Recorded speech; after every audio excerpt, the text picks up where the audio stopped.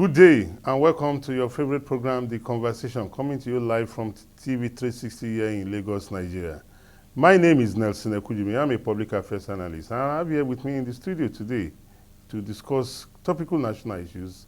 I have with me in the studio Peter Kleber Okpara, a public affairs analyst as well. Peter, you are welcome to the program today. Thank you. Yes, before we go into the nitty-gritty of our discussion, just yesterday, Nigeria made a clean sweep of the African Footballer of the Year award, both in the male and female category, as well as the goalkeeper, female goalkeeper of the year, and the team of the year female category. That sends a strong message, to all of us that the Nigerian spirit is a spirit that nobody can ever kill. It's a spirit that even in the face of adversities, in the face of challenges, the Nigerian spirit still continues, to soar high.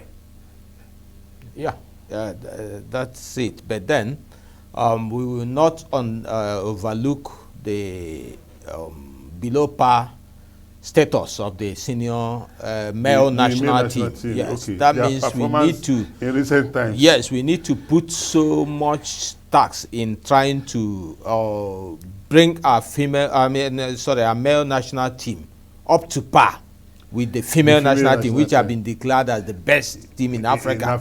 You cannot say so of the female of the male national team. So we need to do more there. Yes, if it is about management, if it is about recruiting a competent, a competent manager, let us do it. Yes, for me, I think we must say congratulations to Nigeria for this, lofty achievement. Whatever anybody says, it's well deserved. It's well deserved.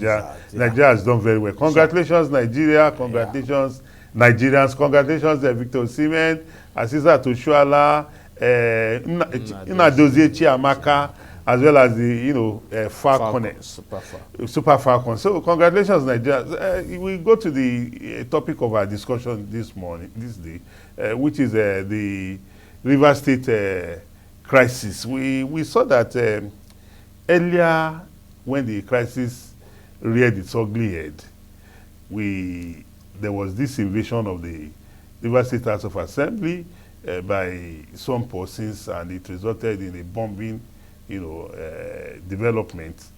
And along the line, Mr. President waded into the issue, and that everybody should maintain status quo. Just some hours ago, just about 24 hours ago from now, we got the news. We were all shocked that 27 of the 32 Rivers State House of Assembly members have defected to the ruling All Progressive Congress at the federal level. We also recollect that Rivers State since even the return to democratic rule in 1999, Rivers State has been governed by the PDP, the then ruling party, but now opposition party, but was the ruling party in the ruling party in the state. Yeah. So the defection of this, except when Amechi joined the APC. Yes, but he was already on the seat of power then. Yeah. So the defection of these 27 members of the Rivers State House of Assembly, it's a pointer to the fact that all is not well in the relationship between the governor and his ex-wife predecessor, who is his godfather, as well as the Minister of the Federal Capital Territory, His Excellency, Mr. Nyesom Wike. And surprisingly, I've seen people say it is Wike that put the governor there. You should allow him rule. And I see that as an insult to the sensibilities of the people of Rivers State. For clarification, Governor Wike never installed Fubara. Governor Wike only helped Fubara to gain the PDP governorship ticket. It was the people of Rivers State that voted in Fubara. So I just want to be very clear about that. When people try to, taint the integrity of our democracy as if our democracy is one in which one big man somewhere can just sit down and impose a candidate into an elective office, which is absolutely not the case. So this issue in Rivers State is an unhealthy development. It's a development that, calls to question the relationship between predecessors and successors with regards to transition from one democratic, regime to another. Yeah. While I agree with you, about the concerns raised by developments in Rivers politics, yes, I still see all the developments as within the confines of democracy. Absolutely. And now, let's even be the reason. There is nothing wrong with defection, so long as it is about moving from one camp to the other. It has been there since 1999, up to date.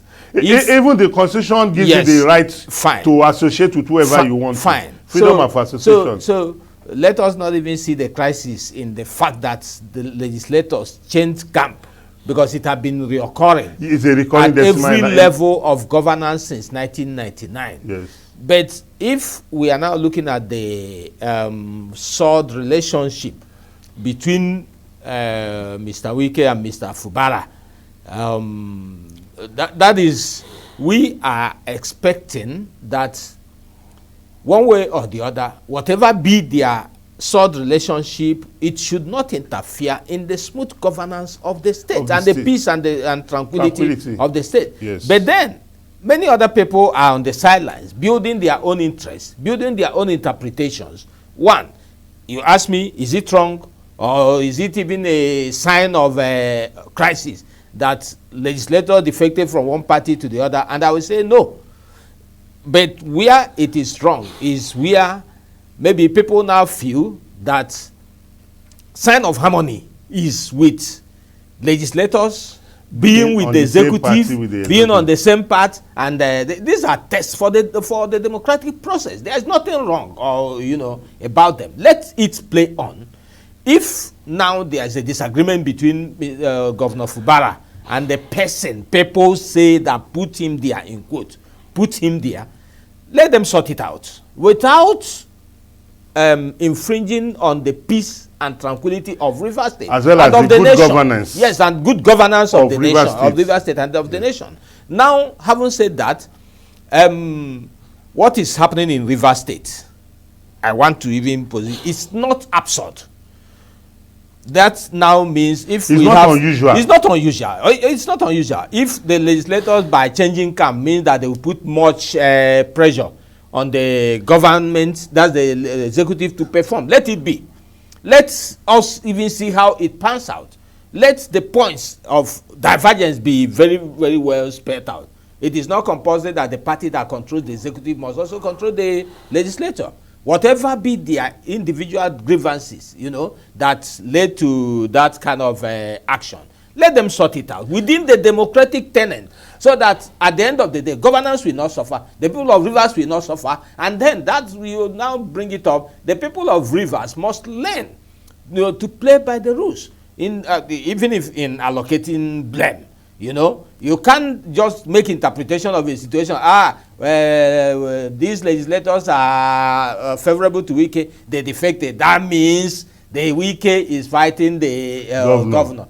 Even if he is fighting the governor, let it be within the limits of the law, as not to injure governance, not to injure the interests of the people, not to injure. If it works out very well that the legislature is being composed by the opposition and the executive is being controlled by the ruling party in the state, and it works out very well without introducing unnecessary rancor, unnecessary sentiment, yes, emotion, yes, into what should be a normal situation, let us see how it works out. And again, Peter, just yesterday, I saw a press release by the PDP in Rivers State, as well as the national level, calling on INEC to declare the seats of the defecting lawmakers. The defected lawmakers.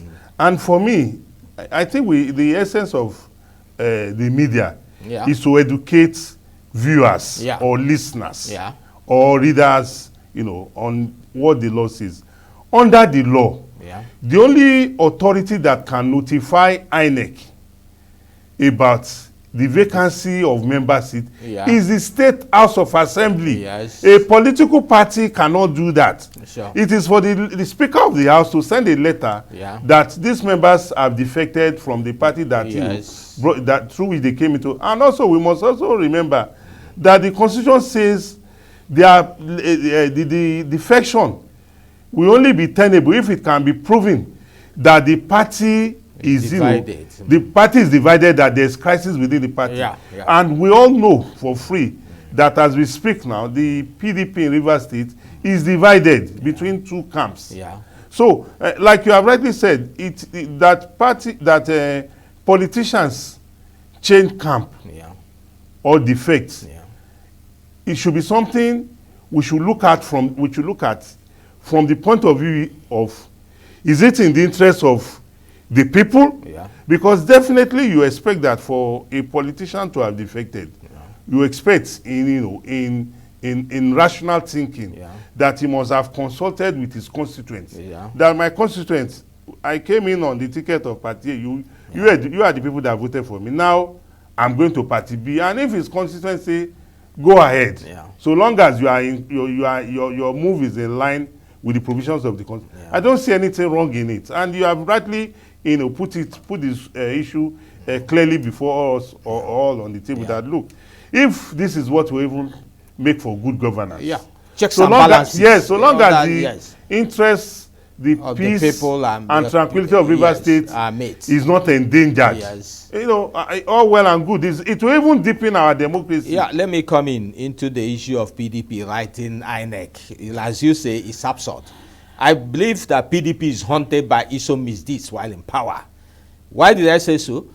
PDP started this gale of defections from parties. I think when Wahab Dosumu, Senator representing Lagos Central then, defected from AD to PDP in the early days of this dispensation. PDP didn't see anything wrong with that. I think later people like Adeshe Ogunlewe and Musili Obanikoro. No, I was even following the sequence. Was that senator from Ondo State? I don't know, but I will still remember. When they defected to PDP, it started the gale of defection. PDP was enjoying it. And then many others now came and started defecting to PDP because they were in power, because they were controlling the instruments of power. They were enjoying it, welcoming them. They didn't remember that maybe you have to write INEC, and the other party have to write INEC for them to declare their seats vacant. And it now continued up to the present. There have been defections up to this moment. So, as you say, it doesn't behove on PDP to write INEC to declare any seat vacant. At all. And it will not happen. The right. They themselves know it will not happen. But I know that they are confused and possibly frustrated. But they are being haunted by their misdeeds while in power. That is where I want to even see. Having said that, the defection now calls for more sober reflection on the parts of the executive. What really made these our legislators defect to PDP? If there is a thaw in the relationship between the governor and his predecessor, erstwhile godfather, let them sort it out. There should be instruments to settle. Good enough, President Bola Tinubu has waded in that and cooled the temper. Now, if they cannot sustain it, let them take it as their issue and sort out. But let it not disrupt governance. Let it not disrupt the process that the people, and let the people stop building or conflagrating the issue by making insinuation, by putting emotions into it, by taking sides. When you now take sides, you are only worsening the issue, and at the end of the day, the person on whose interest you are taking side may suffer the consequences. Absolutely. Yes, like you have rightly said, Peter, I agree with you absolutely. No matter what happens, we want to appeal to the gladiators to ensure that good governance does not suffer in Rivers State, that the peace and tranquility of Rivers people, and that the interests of the people are best served. And that our democracy, they can belong to any party. Yes, our democracy is the better for so long as the rules of engagement in line with the Constitution is maintained. Thank you very much, Peter Okpara, for your submission on this first stanza of the program. We'll go on a short break. We'll be right back. Please continue to stay tuned to the conversation on TV 360. We'll be right back. Please stay tuned.